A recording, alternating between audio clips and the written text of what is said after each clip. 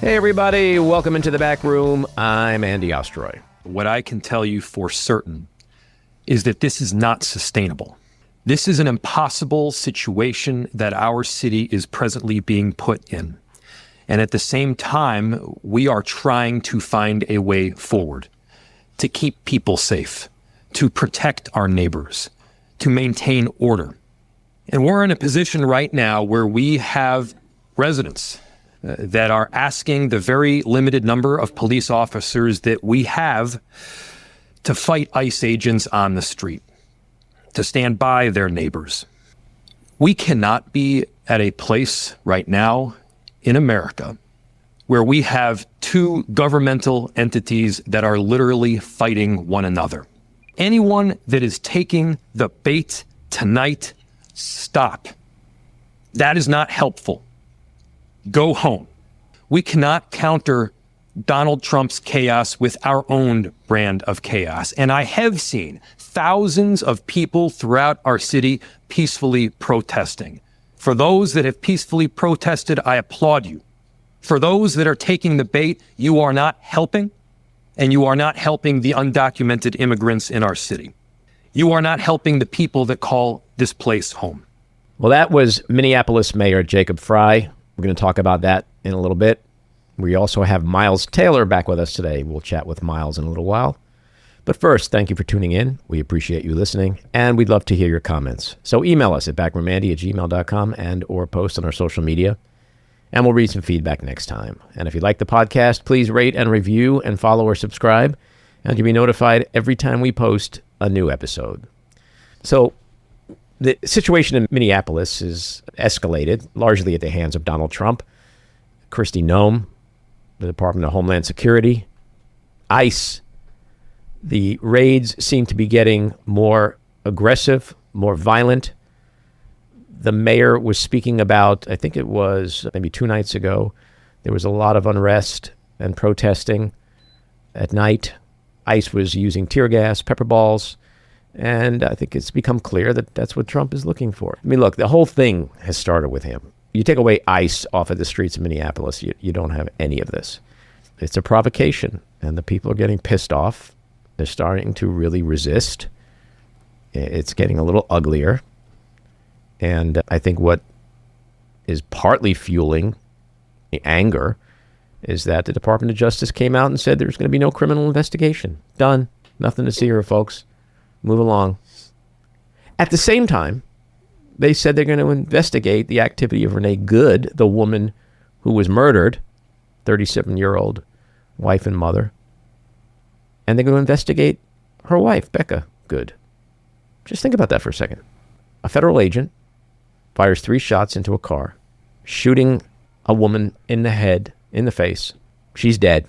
There's lots of questions that experts and our own eyes have been asking after watching what happened and seeing the videos. But no need to criminally investigate. The criminal section of the Civil Rights Unit of the Department of Justice, which in almost every single case would pounce on a case like this and investigate, even if only to exonerate, ultimately, an agent like Jonathan Ross. They've decided there's nothing to investigate. How is that possible? But we're going to investigate the dead woman and her wife.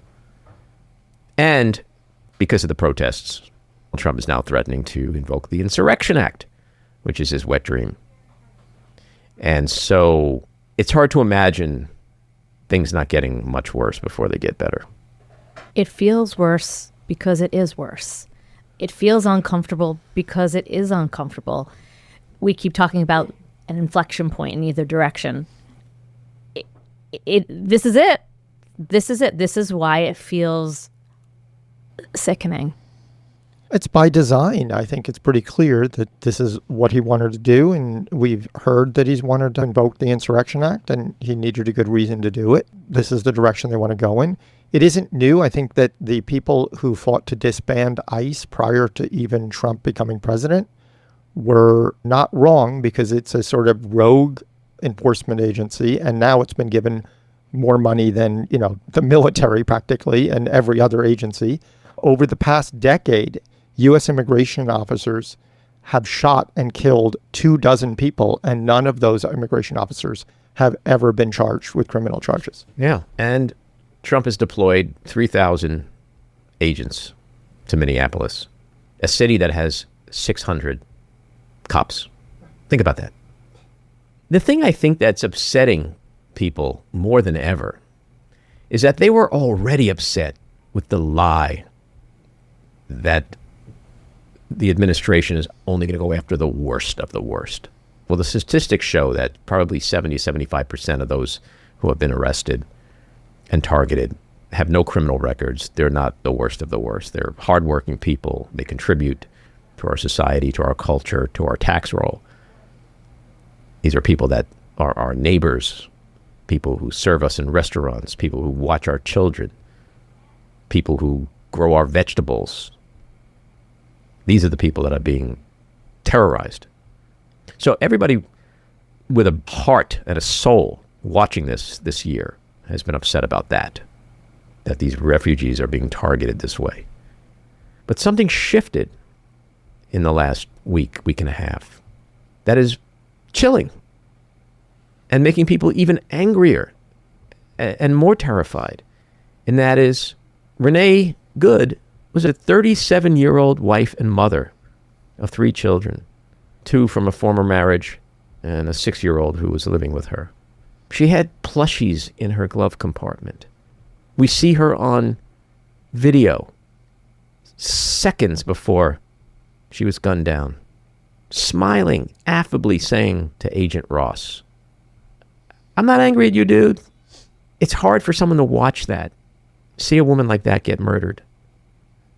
Now it's just, it's anyone. It's U.S. citizens. It's mothers. It's people protesting, exercising their right of free speech and right to assemble. And that's chilling, because those are fundamental First Amendment rights. And if you're living in a Democrat state, in a Democrat city, in a Democrat suburb, and you're protesting peacefully, you now wonder whether you're going to come home alive. And that's terrifying. Well, they've decided who is an American and who is not. And for the most part, it's people of color. Occasionally they stray, and if someone is too much of a liberal, they are deemed un-American. And we've heard this from J.D. Vance. We've heard this from Stephen Miller. And I think we have to remember that the brain trust behind this operation is Stephen Miller, who is a fundamentally racist person by all accounts. It's in keeping with why they want to get rid of the 14th Amendment, because that is what gave the rights to people of color to be citizens. Yeah. And so it's all in keeping with the same plan. And that's why I think instead of comparing them to the Gestapo, I would compare them to our own history, where we treated our own people as second-class citizens or not citizens at all. We can do both, because I think both apply. But there are plenty of videos of just the way people are being treated. Just, protesters thrown to the ground. A kid in, I think it was in Minneapolis, lost his eye the other night. Like, it's just, we are at the stage where ICE is out of control. And the people who are protesting that are now the targets. And that's a scary place to be. I was born in 1968. And in the 70s, I would ask my parents, like, how could people just stand by and watch protesters get beaten in Selma? How did this happen? How did we let this happen? And, there aren't good answers to it, except that my parents would say, well, these were very brave patriots who stood up for the right thing. And eventually people saw it, got fed up, and change was instituted. Yeah. I want to know when that's going to happen.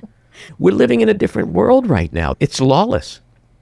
It is absolutely lawless. The FBI, ICE, Border Patrol, they are all units of Donald Trump's personal security team. The Department of Justice, he once said, "I want my Roy Cohn." That was his fantasy. Mm-hmm.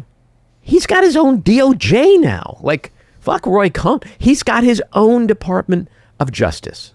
The Attorney General of the United States, the Deputy Attorney General, Pam Bondi, Todd Blanche, all of them. They're his personal attorneys. And you think about the whole administration, it's like, think about Venezuela. What have we ended up with a few weeks after the seizure of Maduro? We have his entire regime in place. We have the military still controlled by the regime. Trump calls Delcy Rodriguez, who is the acting president, a terrific person. And we got some oil that we just sold, and the money's gone to a bank in Qatar. Okay, let's think about that for a second. If this was the Godfather, this is what you're going to do. All you corrupt fuckers can stay in power. You got to give me a vig. You got to give me a little taste. Like if Tony Soprano was here, like, you got to give me a taste. Give me a taste, and then you can keep the country. You can run it. The motorcycle gangs, I don't give a shit. Give me a fucking taste. Now he's got his taste. The taste is going to Qatar. What changed? What changed in Venezuela? Nothing. There's no more drugs. Nothing except the Godfather got some money. There are no more drugs. Drug problem gone. So it is the mob. It is the mob. So new CNN poll came out this morning. Really interesting stuff. 58% of the American people say he's a failure. His administration, his presidency is a failure. Historically, his numbers are the worst at this point in time, 1 year into his presidency. Even worse than Bush. 64% say he doesn't have the right priorities. That's astounding. He is underwater on all of his signature issues: crime, immigration, the economy, inflation, groceries, blah, blah, blah. He doesn't think so. He thinks he's doing a great job with the economy. Let's play this clip. Grocery prices are starting to go rapidly down. Rent is down. Airfares are down. Hotel rates are down. Cell phone prices are down. And we're just getting started. It's an election about high prices that was caused by the Democrats and that I brought down a lot. And remember, when you see energy coming down like I brought it down, and gasoline coming down, that brings everything else down. When we would have drug prices stay the same, everybody thought it was great. They're going to be coming down thousands of percents. We're standing up to special interests and slashing prescription drug prices by 300, 400, 500, and even 600% and more. Our spirit is restored. Inflation is stopped. Wages are up. Prices are down. Our economy is booming like I think you'll see soon, like never before. I mean, I don't even know where to start with that, but I got to say that when he does his thousands of percent, like that never gets old. It's like watching a Chappelle clip, Dave Chappelle. I could watch it over and over and over again. It never gets any less funny. Well, the best part is that you saw Howard Lutnick try to defend that statement a few weeks ago. Oh, yeah. He meant it's going up from the down position down. Yeah. If you start at $1 and you go down to 20 cents, that's an 80% drop. But if you want to go back from 20 cents to $1, that's an 800% increase. Well, who the fuck does that? Who would? But his moral compass is telling him about the math. Yes. Well, he is a moral guy, and thankfully, his morality will serve as a check on his power, according to him. Like that's the only thing, not international law, not the rule of law, not the laws of engagement, not the laws of war. Certainly none of not that. the Constitution. No, Constitution's shmush. It's morality. A guy with no morality says the only check on my power is my morality. That's fucking terrifying. 58% say he's gone too far with his power. Interesting. That's almost 2/3 of the country. He's got a 39% approval rate. But here's the thing. Here's the thing that Andy Osprey hangs his hat on. Here's the thing that terrifies the Republican Party. He's got a 29% approval rate with independents. Independents put him back in the Oval Office for a second term. Let that sink in. All right. A couple of things real quick. Joe Rogan has been very vocal over the last several months, but he's watching what's going on in Minneapolis, and he's kind of outraged. Let's play this clip.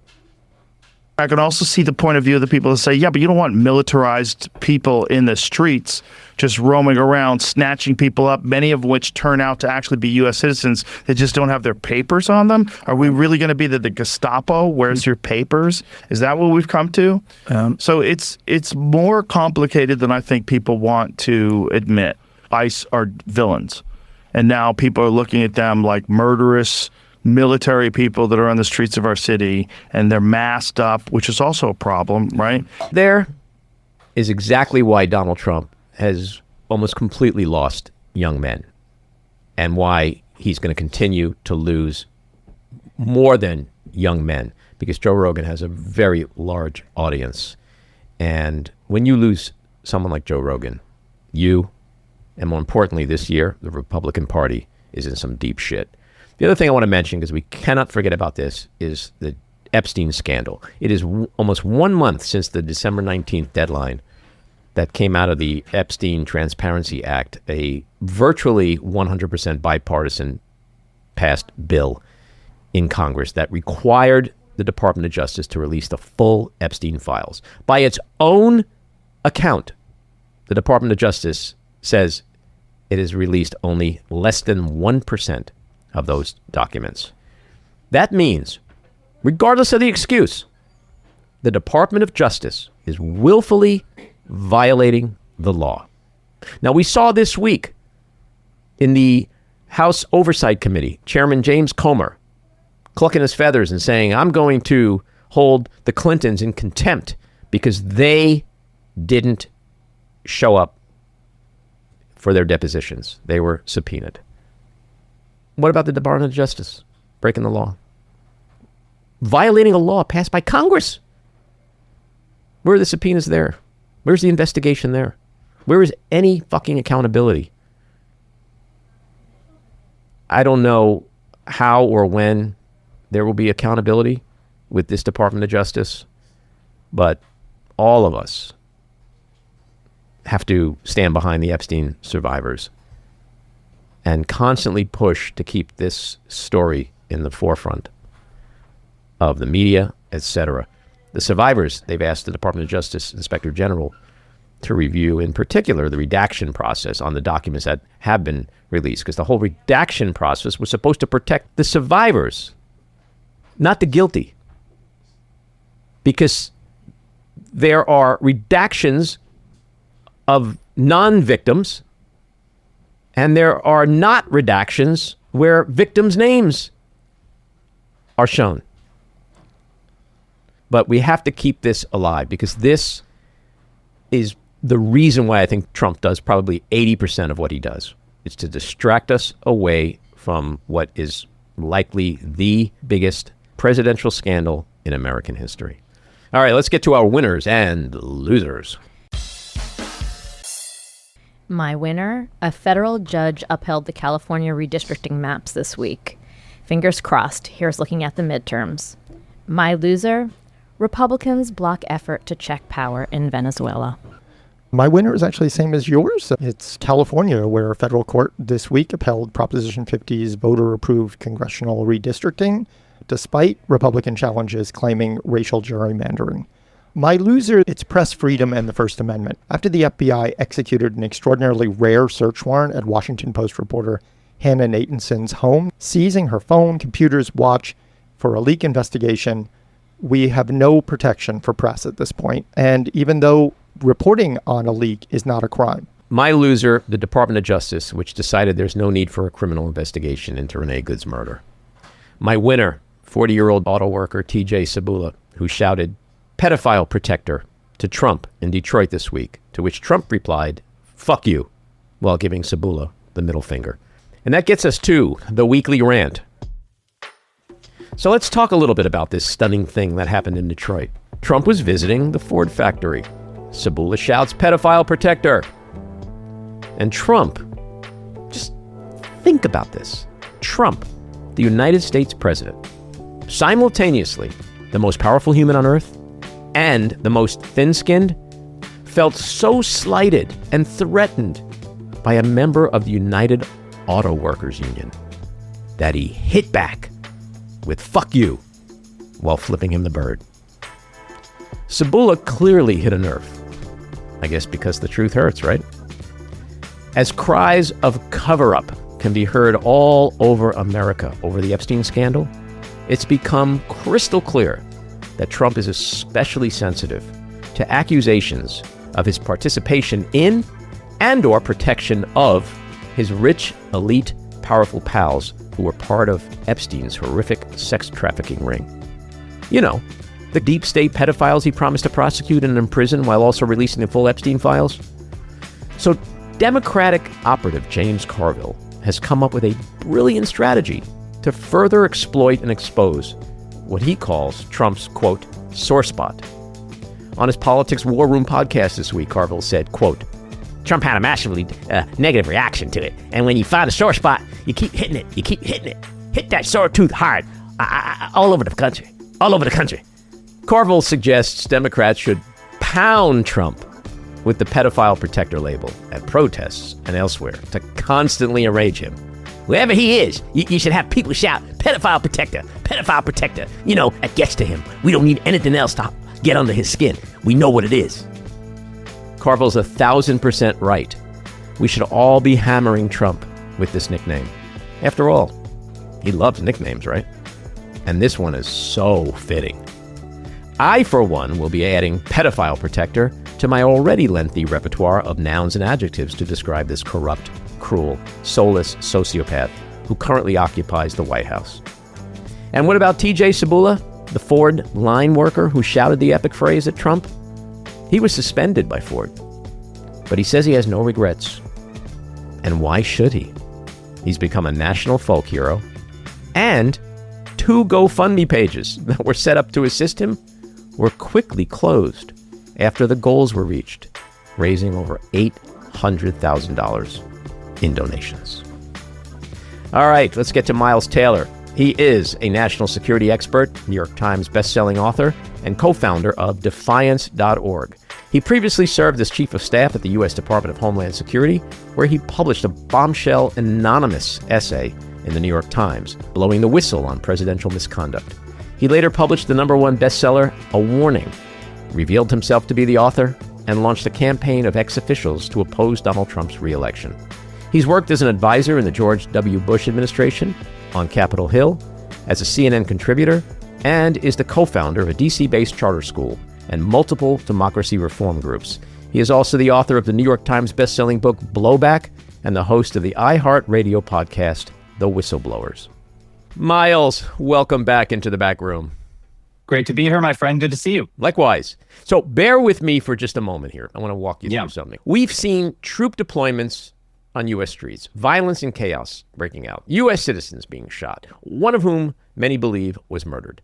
There's been almost 40 bombings of suspected drug boats in the Caribbean and Pacific, the pirating of oil tankers, an attack on Venezuela, and a seizure of its president and its oil, a so-called double-tap strike which killed 2 shipwrecked survivors, military strikes on Somalia, Syria, Yemen, Iran, Iraq, and threats of invading Cuba, Colombia, Mexico, Iran, and Greenland.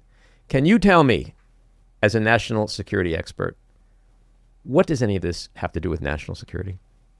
Well, when you put it that way, Andy, it almost sounds like you're describing a despotism, but I can't possibly suggest that that's what happening with the United States. I would never go there. I have too much respect for the office.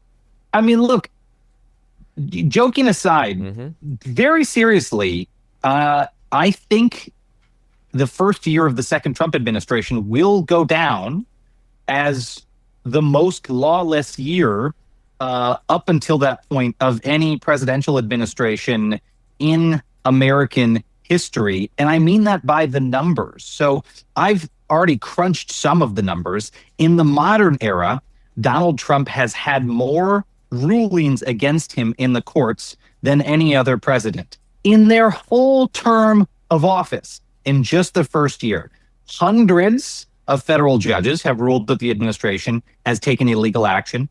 Dozens of federal judges have ruled that the administration has violated the Constitution itself, from the structural clauses of the Constitution, Article 1, 2, and 3, basically how the executive branch should operate, the legislative branch's powers, etc., and the Bill of Rights. Dozens of federal judges. And when my former fellow Republicans come out and say, these are activist liberal judges, wrong. A bunch of them are Trump-appointed judges. A bunch more are conservative judges appointed by his Republican predecessors. That's not the case. The truth is that he has engaged in a blizzard of illegality in just that first year, again, sufficient to make him the most lawless president compared to people who've been in office for 2 whole terms in the 20th century. Now, what we don't fully have yet is an analysis of the 19th century and how that stacks up. But I'm pretty confident we can say this is the most lawless presidency in American history already after year 1. That should tell you what you need to know.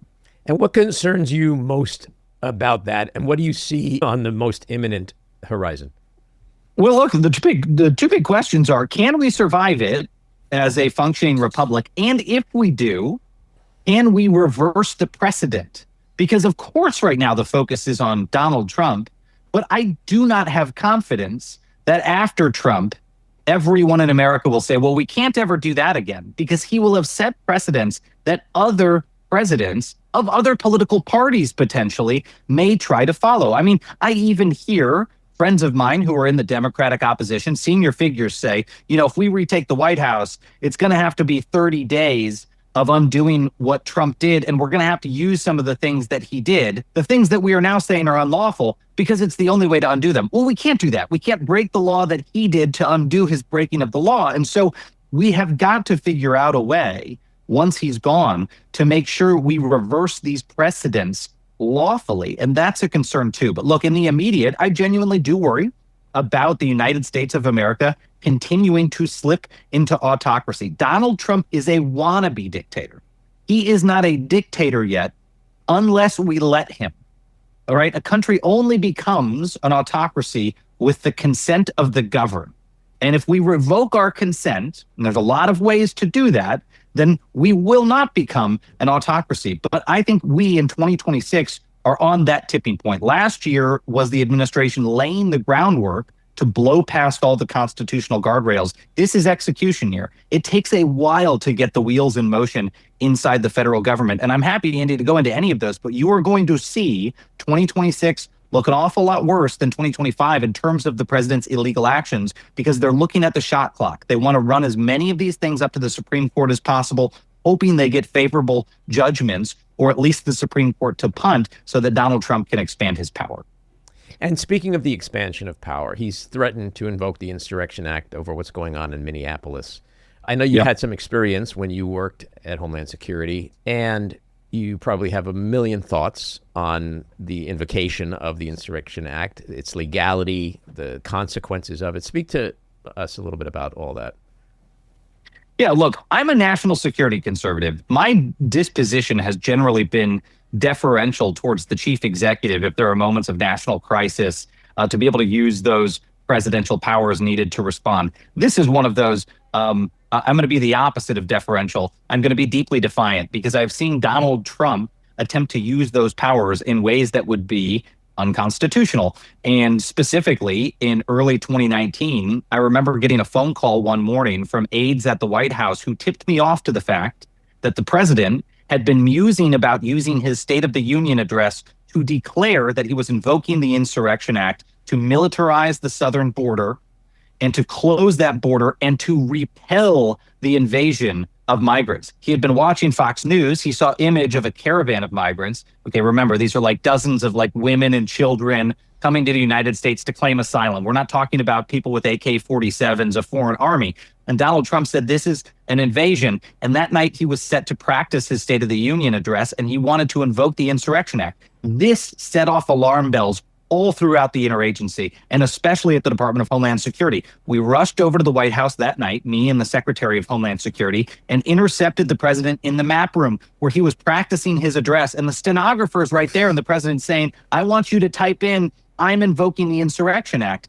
And we said, Mr. President, it's not legal for you to do that. There is not an actual invasion, rebellion, or insurrection. It doesn't make any sense. It's not the right way to respond. And in the back of our minds, we knew what the president had said a few weeks before to us, that he wanted to shoot migrants at the border. And when we told him that would be illegal, you can't shoot and kill innocent unarmed people, he said, fine, shoot them in the legs. So here we are standing with the president. He wants to invoke an act that we know he wants to use to have the military shoot innocent people coming to the border. Of course we have to talk him out of it. This is crazy. Now, a frenzied night. I won't describe all the details. We get the White House counsel's office involved. We get the Secretary of State involved. We get the government of Mexico involved to tamp down the president's fervor about these images of a caravan and get him to decide, okay, I won't invoke the Insurrection Act. But after that experience, Andy, my thought was, you know what? when I come forward against this guy, because I got to quit this administration, and when I come forward against this guy, this has got to be the first thing that I disclose, because if he gets reelected, he will try this again. He'll try this in other places. He will use it as a way to expand his power. That has been my worry since. That was my worry before the 2020 election. And that was my worry last year when I saw that Donald Trump was deploying troops around the country, in my view, to foment the insurrection that he knew needed to exist to legally justify invoking the Insurrection Act, deploying the military to do the thing that's closest to martial law in the American system. Well, we both know that Donald Trump typically makes decisions based on ego, his desire to project his strongman persona that he so covets. A lot of it is bluster. There's also a lot of distraction away from Epstein and his utter failure domestically with the promises he's made to his base. How much do you think his threat to invoke the Insurrection Act is real versus just part of that charade? I think he will do it. I think he will do it. If I was a betting person, I would say it happens this year. If it's going to happen any year in the Trump administration, and I feel reasonably confident he's going to do it, because he sees this 2026 as his last potential year to do it before he potentially has an opposition Congress that can rein him in, before there's the opportunity for that Congress possibly to remake the courts and fill judicial vacancies that could also further rein him in. He and Stephen Miller know this is the moment. And I mean that very seriously. I think we're on the brink of it. Call it the next few weeks. This is highly likely to happen. Now, they want the best imagery they can get to justify it. And this sounds very perverse to put it this way, but they want the protesters to get real violent. They need the imagery of law enforcement officers beaten and attacked. And this is why you have ICE agents who've been directed to do a really bizarre thing that we never directed ICE agents to do, which is to take out their cell phones while they're engaged in law enforcement activity and to film. They want these agents getting footage. Now, that blew back on them because the agent who was filming, Renee Good, thought he was going to get some hot footage of how these protesters were out of control, and instead documented his own crime in what appeared to me to be a murder of this woman. But this is what they're trying to have them do, is they're trying to have them collect that imagery to create the justification. Andy, they did this in Los Angeles, Washington, D.C., Chicago, Portland. It failed in all of those places. There was no coincidence to the fact that those cities were picked. Los Angeles, Washington, D.C., Chicago, and Portland. What are those cities known for? They've got a very rich history of massive protests in this country. Stephen Miller and Donald Trump are not so stupid that they don't know where to send U.S. troops to provoke the local population. But unfortunately for them, protests in those places in response to troop deployments and threats were largely peaceful. The opposition was peaceful. It did not give them the B-roll they needed. They knew if they invoked the Insurrection Act and it went to court, they would be laughed out by the judges, because the best images they got in those places were people in frog suits dancing to EDM music and not looking like the terrorists they described them as. And so they needed this. Also, no coincidence that in response to a flimsy story about Somali Americans running fake kindergartens, they deploy nearly 3,000 federal officers. Andy, I ran this freaking agency. You send auditors, you send accountants in when you have that kind of crisis. You don't need to send 3,000 cops in armed with weapons if you think there's accounting errors at kindergartens, right? This was a completely see-through pretext to put people in Minnesota, where this administration remembers in 2020, there were protests that spiraled out of control after the murder of George Floyd. They remember that. This was the next place they said, you know what? If we're going to provoke the opposition, Minnesota's a pretty good place for us to do it. And now they're hoping that what we've already seen out of Minnesota is enough to start to lay the groundwork for them to invoke the Insurrection Act. Look at what Stephen Miller just did in the past 24 hours. He's gone on podcasts And over and over and over, like a fascist pull string doll, he keeps using the word insurrectionist, insurrectionist, insurrectionist. Stephen knows the law, and he's trying to, again, lay that pretext out there. This, Andy, is as imminent as it's ever been. And I don't think they have any hesitation. I think their worry is waiting any longer will prevent the president from being able to invoke the act successfully. Yeah, I just interviewed someone with tremendous military and legal expertise, and he said that act will be invoked in the next week or two, in his opinion, which is kind of terrifying.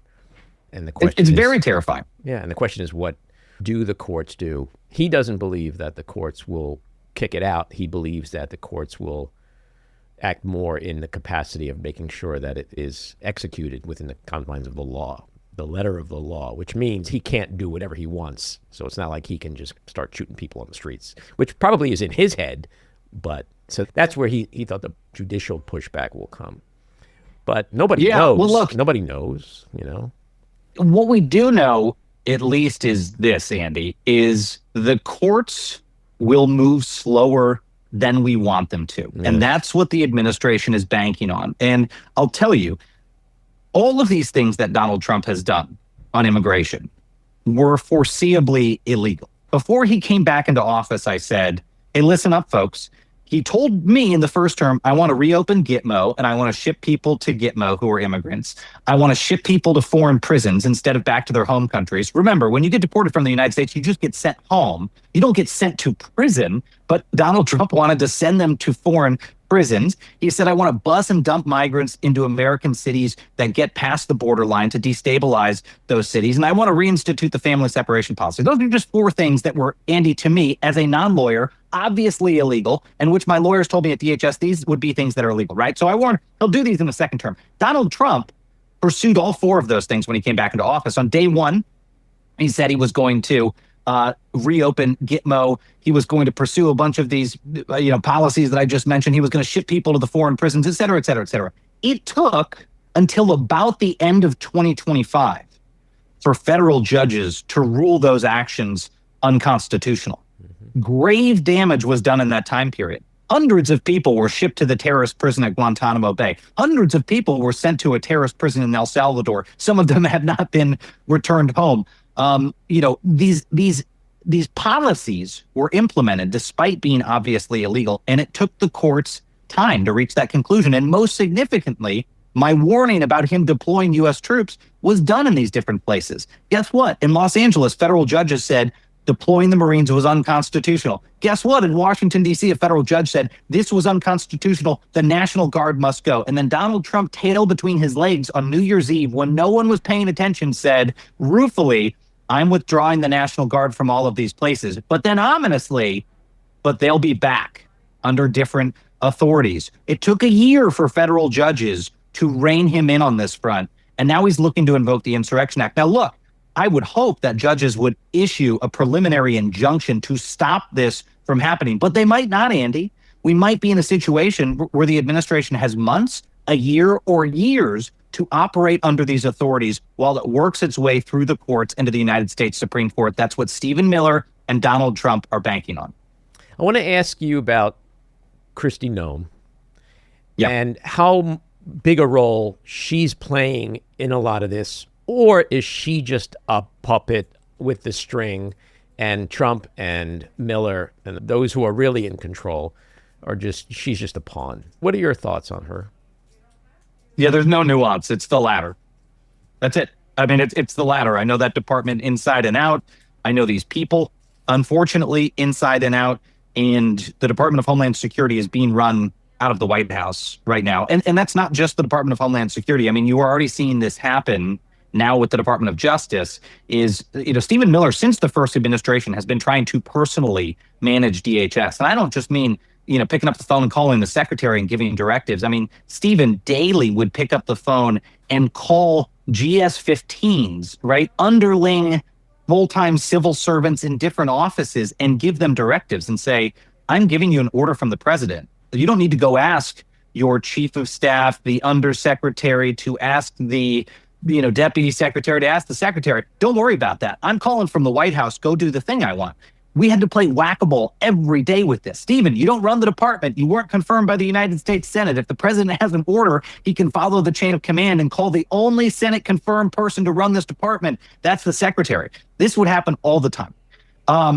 But now, in a second term, they've got Kristi Noem's in charge, who don't care about playing whack-a-mole, who say, Stephen, call whoever you want, run this department, micromanage it from the White House. But they're not satisfied just doing that with DHS. And so now you're seeing them do that with the Department of Justice. We just saw last week the Vice President of the United States say they're going to create a position of an Assistant Attorney General at DOJ to look into these fraud claims. Where's that person going to sit? Where's their office? It's not at the Justice Department. It's in the White House. They are literally taking these departments and agencies and folding the decision-making into the White House. So that's what's happening at DHS. And that should make clear to people that the accountability here goes all the way to the very top. What you are seeing on the ground, when an ICE agent pulls the trigger and kills an American citizen, this is not just a one-off act. This is directly tied to the authorities that they are getting from the Oval Office, where the President of the United States has said they have, in his words, not mine, total authorization to use whatever means necessary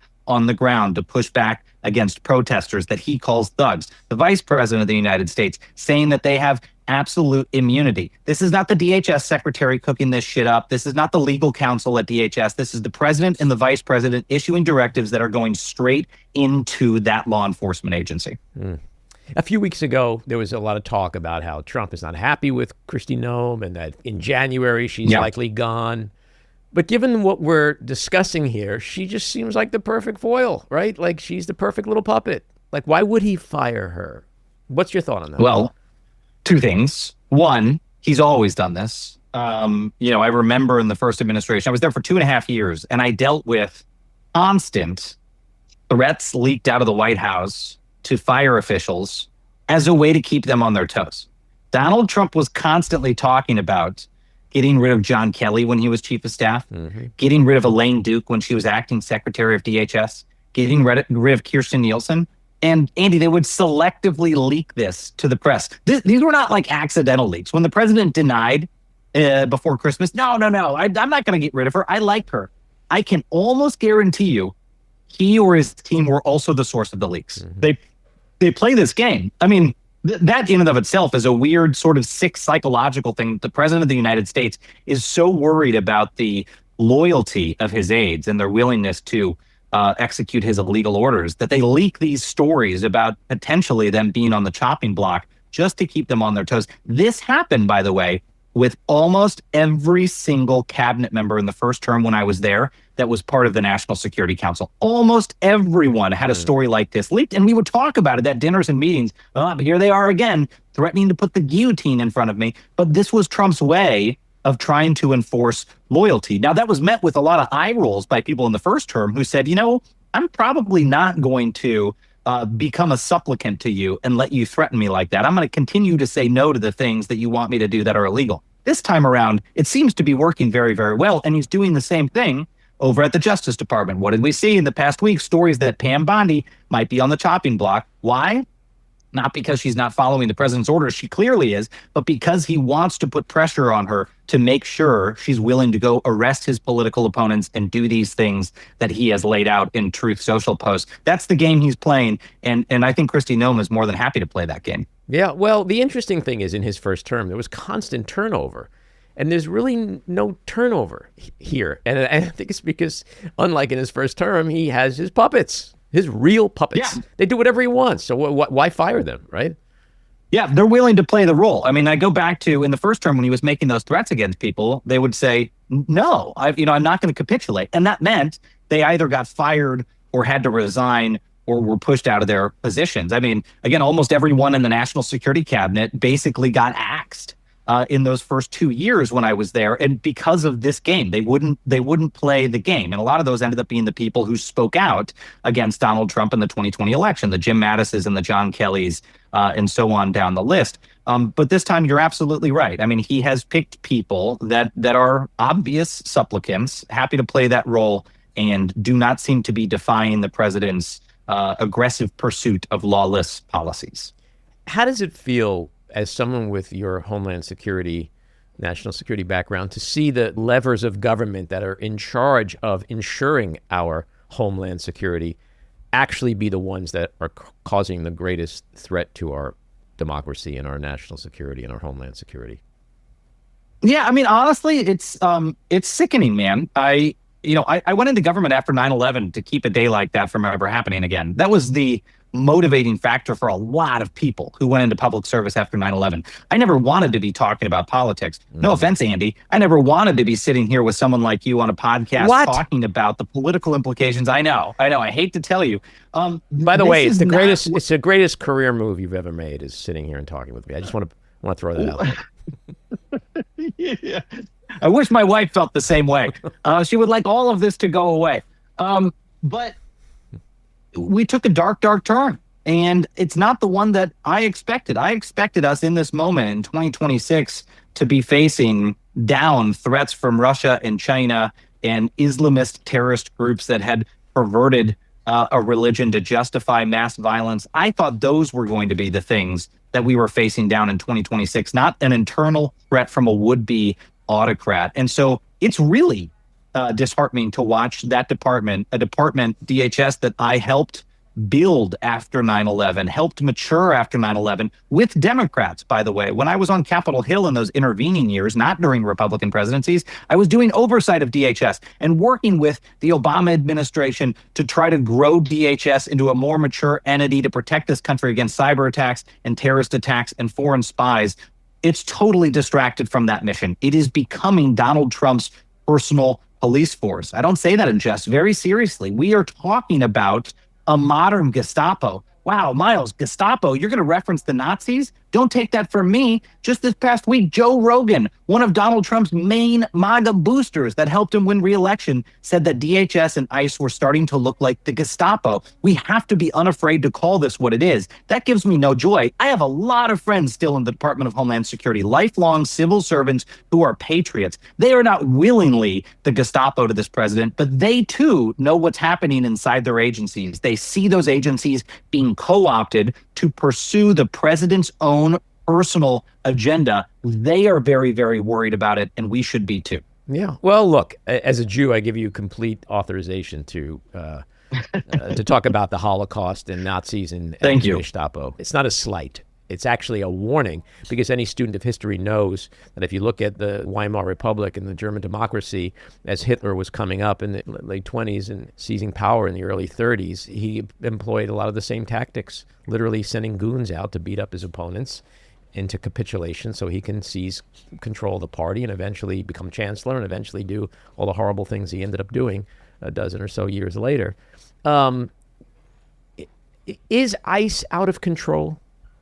Definitionally, yes. I mean, when the Secretary of Homeland Security and White House officials like Tom Homan, who I used to work with very closely, go out there publicly and say that they have not seen any evidence of ICE failing to comply with DHS policy, my response to that is either one of two things must be true. Either they have secretly changed DHS policy to allow for unconstitutional violations of Americans' rights, or two, and much more likely, they're lying through their fucking teeth. And I have seen countless operations carried out by ICE in my time in the national security community.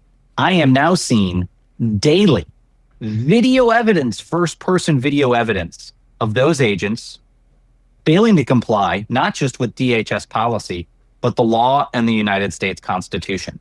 It is too much to even keep up with, and it is systemic, and the responsibility rests at the top. That is so manifestly obvious. And I will say, I have to applaud people around this country who have had the courage, time and time again, to pull this thing out when they're confronted by ICE. I mean, we all think we would do it, but be honest, when you're in a moment with law enforcement, it's kind of scary. That's the guy with the gun. You probably don't have a gun with you, and you're not necessarily thinking right away, I better get this thing out and start filming. But credit to the people who've done that, because they have been the ones who've done the most to expose these abuses of power. And it's very, very important that people continue to do it. And that's why, Andy, this past week, I run an organization now called defiance.org. We have been one of the main funders behind these ICE whistles you hear around the country in those videos when people are blowing the literal whistle on ICE. And one of the reasons we're funding ICE whistles isn't just to say, hey, they're coming into the community. I mean, folks at first laughed and said, why are you buying whistles? Well, these have been crucial to protecting these communities, but it's also a signal to people, hey, here they come. They're probably going to engage in some abuse of power because these guys are so undertrained and underqualified. They don't know what the hell they're doing. Pull out your cell phones. Get ready to start filming. That's very, very important. We've sent about 20,000 of these around the country to make sure that people have them. And we're also now helping to fund training for people in these communities on how to lawfully and peacefully document ICE abuses. These are very important tactical things to do to make sure that there's transparency in this moment. And I want to get back to the Gestapo reference for a second. What do you make of these reports that ICE has been, in its recruitment advertising, has been hearkening back to racist quotations, music, to appeal to and to attract white nationalists? Because if that's what's happening, and ICE is hiring white nationalists, well, it certainly might explain a lot of what we're seeing and be an indication of what might be coming down the road. Three things: Trump's rhetoric, the deep state, and these people. Trump's rhetoric. I know it's really hard still for a lot of people, a lot of moderate Americans, to hear these references to Nazism. It still is, even after all these years with Donald Trump.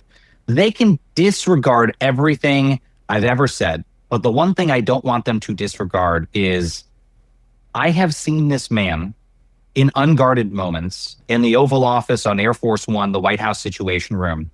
He has a penchant for cruelty and the deliberate abuse of power to maim and harm unarmed civilians. Again and again, I heard Donald Trump, and this is just my soda straw view of the man. It's not like I was with him every day, but we were with him regularly enough and on the receiving end of phone calls from him regularly enough that this became a trend. Donald Trump was always talking about different ways to shock, electrocute, attack, shoot unarmed civilians. This was constant and weird and creepy and scary to have anyone talk like that. But it was the president of the United States talking that way. And of course, he also talks about his political opponents that way. He talks about hanging them. He talks about trying them for sedition. He talks about putting them in front of firing squads. Guys, people, wake up. This is not just a joke. Donald Trump really believes these things. Okay, so that's Donald Trump's rhetoric. Then the deep state. Donald Trump got elected on this idea that there was a nefarious deep state that he had to break up, a cabal of people secretly planning against him and drinking the blood of children and really weird shit like that. None of that was real. But Donald Trump, ironically, is now building the deep state that he decried, because he is literally recruiting a cabal of people to remain in government past his term. Remember, ICE officers aren't political appointees. They don't disappear at midnight, when a new president comes in. They are lifelong civil servants. He's recruiting them, and he's recruiting them to be ideologically motivated, to share his views, to share the MAGA movement's views. So we've got Donald Trump, really sick views, scary views about harming civilians. He'll be gone one day because the presidency expires at some point in some way, shape, or form. But he's trying to staff the government with people who share those views and who will not leave, who will stay in those positions indefinitely. That's the worry. There is a real deep state now being built, and we have to focus on what to do about that. Then finally, the actual individuals themselves. I think, Andy, you are right. They are targeting people with some really, really perverse views.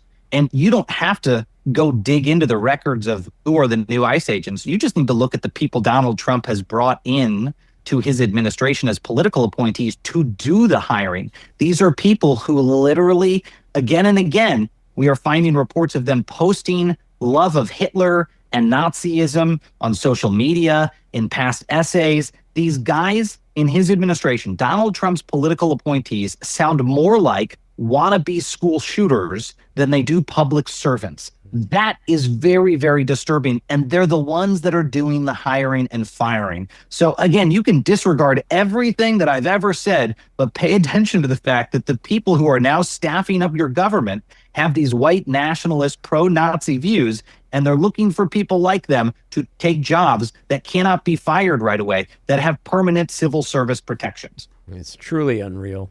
My last quick question for you, because I know it's a subject that's near and dear to your heart, and that is the subject of whistleblowing.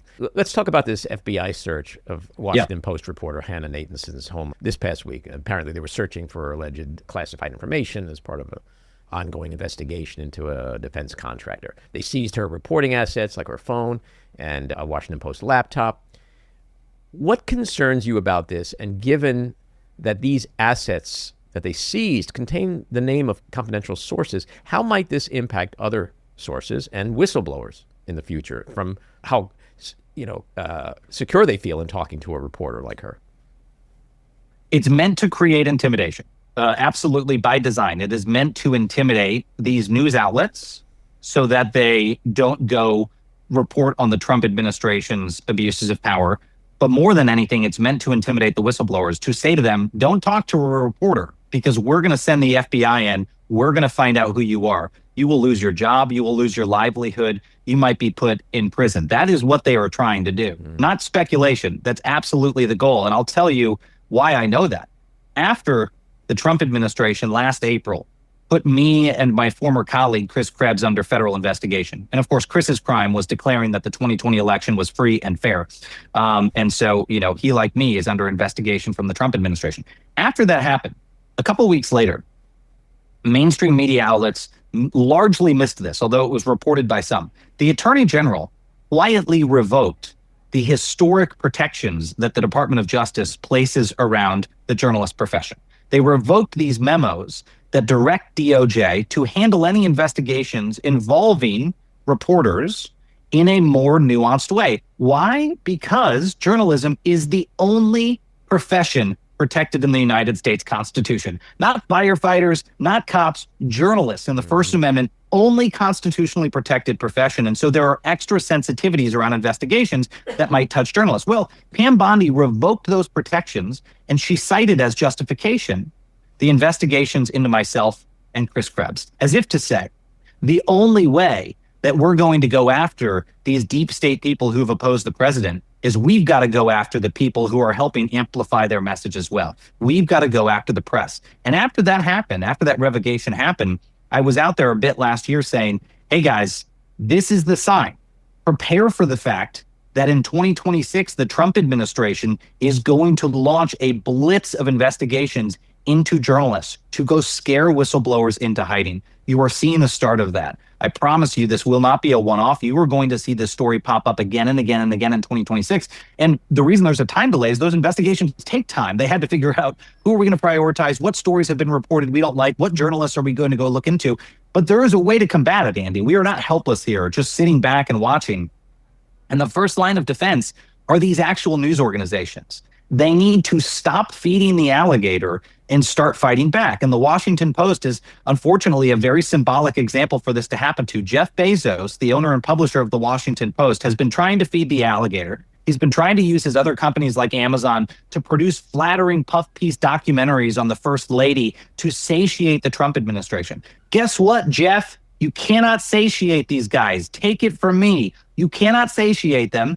And that puff piece documentary about Melania didn't stop them from raiding your newsroom or raiding the home of one of your reporters, and it won't stop them from doing it again and again and again. You can't feed the alligator. The alligator will come and eat you in the boat when you run out of food. That's what these news organizations need to realize. They have to go on legal offense against the Trump administration. And guess what? They're on pretty solid legal ground. There are some pretty extensive First Amendment protections that should prevent this administration from going and seizing the phones and rummaging through the communications of reporters. But those news organizations need to wake up. They need to go on the offensive. That's a first step. But the American people also need to get very, very vocal about this as well. Any updates into that investigation of you? No, we'll see. But like all of these other investigations, I mean, it takes time for them to go find a sham thing they want to try to charge you with. Let's take Jerome Powell, for instance. I mean, last summer is when Jerome Powell embarrassed the president during a visit to a building. Do you think for a second, Andy, that they didn't immediately start trying to find a way to criminally prosecute Jerome Powell. But guess what? Wheaties eating vanilla old guy Jerome Powell, who is a wonderful person, I'm sure, but just doesn't seem like much of a lightning rod. They couldn't find anything very easy to prosecute him with. And it turns out, according to these reports, that the thing they're going to try to criminally investigate him for is apparently testimony before Congress about federal spending into renovations into a building. Please give me a break. It's not like Jerome Powell's got some secret company where he's like bilking the taxpayers for renovations to his building. They had to find this most boring, mundane thing, and it took them months and months to do. So look, what do I suspect is happening? Yeah, right now, I suspect that my little overseers who've been tasked with an investigation are digging through all of my emails from my time in government to say, damn, can we find anything that Miles Taylor did wrong? Well, good luck, guys, and I'll be ready to fight when you do. And that's the mentality we need people to have, because they're going to continue to threaten people with investigations who've done nothing wrong, but for the purposes of finding anything that they can put a hook into. And I credit Jerome Powell with adopting that defiant posture, because before the White House could come out and say, we're investigating the Fed chair, Jerome Powell went to the office on a Sunday night, he put on a suit, he fired up the video camera, and he said, I'm going to reveal to you what they're doing, and I'm not going to stand for it. That's the posture that everyone from Jerome Powell down to your average American in a blue state who's threatened by this guy needs to have to fight back. Yeah, and he's got some support among congressional Republicans. So I think that's, I'd like to say, I think the whole thing is a lot of bluster, but you never know with Trump. Miles, as always, you make me want to go up on the roof and jump. No. I'm just doing my service. Andy, this has all been a long play to get rid of you. We're about to pull back the curtain, and you're going to realize Donald Trump, first election, second election, everything that's happened was really just a long play to mess with you. We got you, man. We got you good. Has this screwed up the past 10 years of your life? Because we got you. It's always about me, Miles. That's what I always say. It's always about me. Well, thank you, my friend. Be well, I appreciate my friend. everything you do. Likewise. Sincerely, thank you for spreading the word. All righty, take care. This episode was produced and edited by me, Andy Ostroy. It was co-produced by Maddie Rosenberg and Jen Hammoud for Radio Free Rhinecliff, with additional editing by Maddie Rosenberg, music by Andrew Hollander, and graphic design by Cricket Langell. And with a special thanks to our sponsor, The Epicurean. Again, thanks for listening. Please rate and review wherever you get your podcasts, and subscribe to the Backroom with Andy Ostroy YouTube channel, where you can watch full videos of our interviews. See you next time.